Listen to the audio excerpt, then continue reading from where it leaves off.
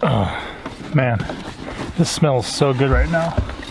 So we got here, it's a couple of my favorite kind of plant once and enjoy forever plants.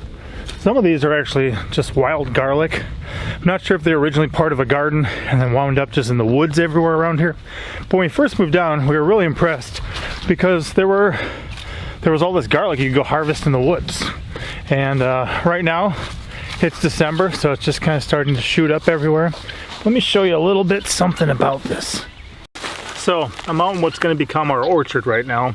This is a dwarf yellow delicious apple right there.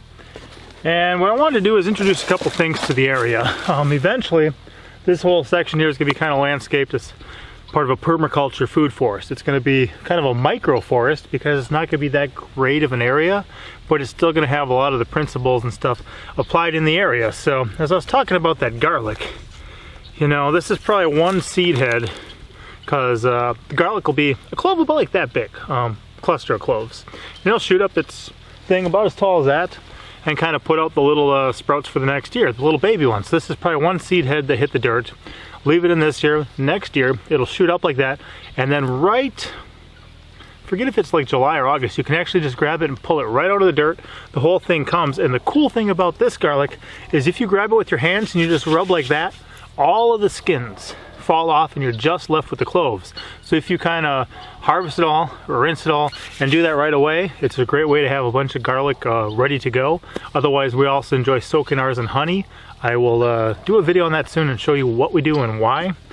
But I'm going to be putting some of that out here because garlic is one of the things that often works good with fruit trees. They deter certain insects, deter certain other animals, and I'm just going to kind of put a ring around this dwarf yellow delicious apple here.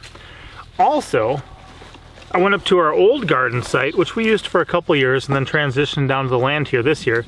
But this is some of the chives that we had, and I believe these chives were actually given to us by our neighbor, I think in the first place we actually lived, once we got married in Wisconsin, which would have been like 12 years ago, 11 years ago. But anyway, well, I have some in a pot that I plan on putting in the garden over there, and then this cluster was growing up right now. And the reason that I especially love things like this is you can kind of plant them once and they will keep coming back for years and years to come. And that is excellent. That's what we appreciate because the less effort we can put into things and the more return on our investment we can have, just the better life is. So I'm gonna divide this up into just a couple clumps, probably put a couple up there and some here and just let them start growing. I've also got a little bit of a creeping Charlie, which is a good edible green, and it's amazing how many of the wild edibles, oh, this stuff smells amazing. First of all, when I opened the car door, I was talking about the smell, it was the garlic scent, but these guys smell amazing. Love them as a green, love them in tea as well. But it just kind of sprouts and runs everywhere. So I'm thinking kind of at the point of my drive-through garden, you know, where you go to get food, the drive-through, I'm gonna put some there because it's gonna have a ways to go that it won't really be able to run because I'll be driving over it. So I should be able to keep it kind of contained as kind of a ground cover by those trees there. I think I got a couple plums there, maybe a pear. We'll see what all's going on over there too later.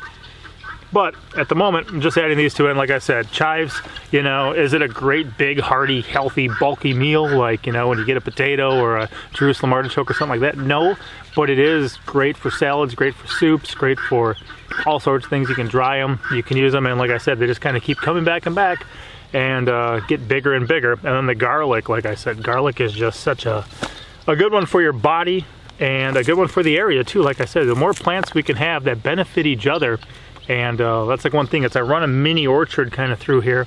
I'm spacing out the plants. Like, you're gonna want another apple in the area. You know, you're gonna want plums by your plums, but if you just run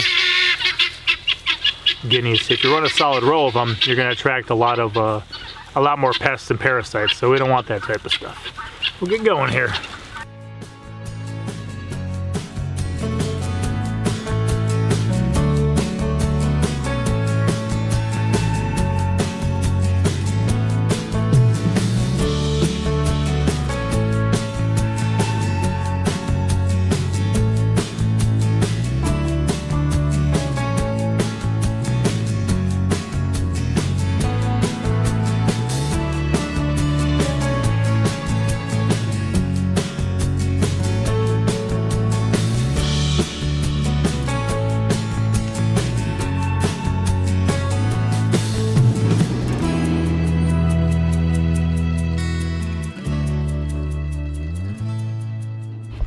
So at the moment, that does look pretty, you know, pretty planned, pretty landscaped, pretty nice like that. As time goes on, those rocks will eventually get moved away probably. Once the tree becomes established, it's just kind of a visual marker right now. This whole area, I don't know if you see, like all that mulch is going to get mulched actually. And then we're just going to have stepping stones to each of the gates for the poultry pens, for the Muscovy ducks, the chickens, and then the guineas. And stepping stones will be for the kids as they do the chores, and then I'll have a little building right here as well. But around that, we're going to have these different fruit trees coming up that I'm kind of going to lollipop. So I'm kind of going to bring them up and then just kind of round them out and have it where I don't have to, you know, get any higher than this really to reach or pick them. I think there's some wisdom in that. But for now, we're just getting things started, getting things established. Hopefully they should be here for years to come and they can kind of naturalize themselves a bit. And we can also then kind of divide the clumps and move them out from there too. I think by this bottom of this big oak tree here, I've got a couple little buckets of the American gooseberry, which also grows wild here. So again, we're just pulling things out of the woods here. The creeping Charlie, the garlic, the American American gooseberry. We've got some beauty berries too, but just pulling them out of the woods, pulling them out of the natural environment, the helpful and beneficial plants, and then working them into our landscape in a way that makes sense for us. So like I said, I'll probably wrap that just in gooseberries there. That'll be good. And we'll head from there. But if you notice too, my soil that I use there, a lot of it is just kind of the decomposing leaf litter, which makes the topsoil on the forest floor. Why? Because that's where that garlic is growing. If I head out and around, that's where it's growing. It's growing in the leaf litter at the bottom of the forest floor. So I'm like, okay, we'll put it in this, you know, regular natural environment as much as we can here. And then as trees come up and things get a little more full, you know, later in the year, next year, they'll have the shade that they like and stuff like that too. So I'm gonna go work on getting some of the, where'd it go, creeping Charlie in, a different place, and kind of wrap up my day outside because daylight's fading. Also, you can see I was chopping down some of the greenbrier, a lot of different kinds of greenbrier around here, and these leaves I could eat right now, you know, you can eat them. And then when they come up as shoots in the spring, though, they're really delicious. So I'm trimming it back. Do I expect it to pop through wherever I mulch and kind of landscape and stuff around here? Oh, absolutely. I expect it to pop through in the spring, and I expect to get a whole bunch of it. I think we're going to pickle it. We're going to freeze some. We're going to eat a ton fresh, eat a bunch of raw in salads, eat a bunch as a cooked vegetable, and things like that too, because it's just one more nice thing that the land produces. And then eventually, you know, the tuber will fizzle out. If we're not letting this run 20, 30 feet up a tree and just kind of put thorns everywhere, if we're just snapping them off and eating them right away, eventually the tuber is going to give up and we won't have to deal with it anymore in this area. So part of what we got going on. So here's that other part I was telling you about. Right behind me is a bed of yarrow I got planted, which will hopefully be coming up as a nice herb perennial. Then behind me I've got a red delicious apple here. Back here is a Jonathan apple, and then in the far back is a plum cod, a cross between a plum and an apricot. So this is kind of the drive-through. You can see where it comes here. You can head that way into the garden and come this way out. But I'm just going to be taking some of the creeping Charlie and putting it down in here. This is just heavily mulched, but I think with the way it runs roots, it'll do fine, and it can kind of work its way through. I'll kind of try to keep it trimmed back along the edges, but either way I'm driving over here and over here, so it can't really spread too much to other parts of the property. And if I start out at the point, even if it starts running this way, it's got quite a ways to go before it reaches like the path there or the yarrow. So let's go stick some of that in too, because it's another plant that kind of continues to produce and spread and grow. It's easy to propagate. It's kind of one of those ones like mint where when you get it started, it's kind of difficult to get rid of it, but I don't mind that. And since it's edible, I'm up for the challenge. If I ever feel like getting rid of it all, try to eat it all and wind up healthier because of it. So I'm gonna stick some of that in now and then finish up another project and then probably call it a day.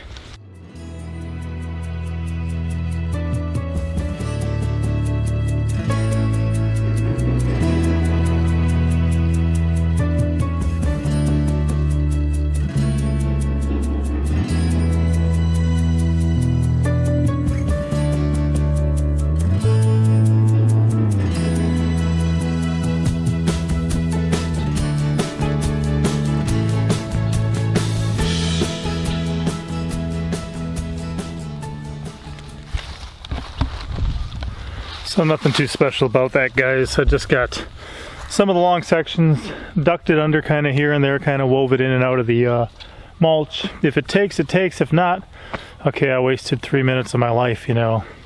It's a bet I'm willing to take, and if it doesn't take, I can do the same thing in the spring later on in the year, so, or next year. But if it gets established and gets going, it'll make a nice lush green cover to be underneath these trees. And then as we move forward too, I can have different things kind of popping up underneath it and kind of have 3 levels. Have a useful ground cover, have a useful kind of fruit layer above it, and then kind of have my shrubberies and my bushes that'll also be useful. So kind of getting 3 tiers of food from one section is the goal. We'll see how it works, but so far I've got it started, so I don't want to wind up getting 5 years down the road in my life and being like, you know, if I'd only done something 5 years ago. So part of why I do the things I do. See you guys next time. Thanks for tuning in. Papa out. As always, I'm Papa Pepper, and I'd like to remind you, don't post for free. If you'd like to be part of a revolution in social media, an economic power to the people where users can actually blog for cryptocurrency, then I'd recommend that you check out steemit.com and join the revolution. Papa out.